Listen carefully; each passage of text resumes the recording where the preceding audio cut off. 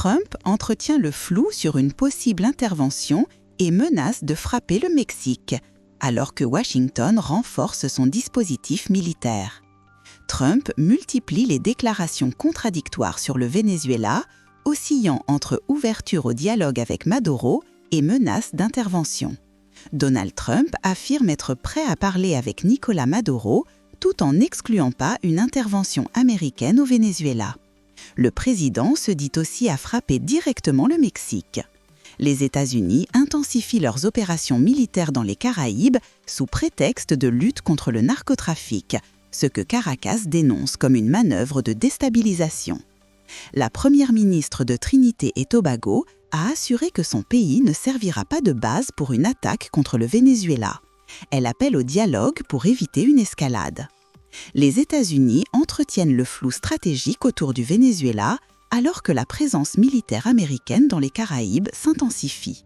Donald Trump a ravivé les tensions régionales en confirmant qu'il parlerait, à un moment donné, avec le président vénézuélien Nicolás Maduro, tout en soulignant que ce dernier n'a pas été bon pour les États-Unis. Cette ouverture diplomatique intervient alors que Washington multiplie les signaux militaires autour du Venezuela, nourrissant les inquiétudes à Caracas et dans les pays voisins.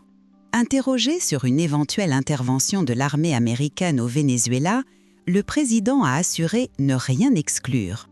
Il a justifié la fermeté de Washington en accusant le gouvernement vénézuélien d'avoir déversé des centaines de milliers de personnes issues des prisons sur le territoire américain.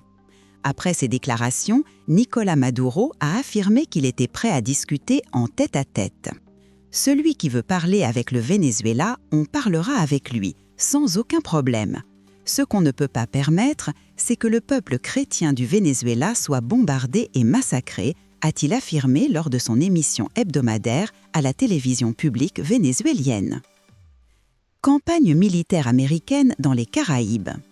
Cette montée de ton intervient alors que les États-Unis mènent une campagne militaire en mer des Caraïbes et dans le Pacifique, officiellement destinée à contrer le trafic de drogue. Washington affirme avoir réalisé une vingtaine de frappes contre des embarcations suspectées de transporter des stupéfiants, causant au moins 83 morts. Le déploiement s'est encore renforcé avec l'arrivée du porte-avions Gerald Ford, le plus grand au monde. Caracas accuse les États-Unis d'utiliser le prétexte anti-drogue pour imposer un changement de régime et prendre la main sur ses ressources pétrolières.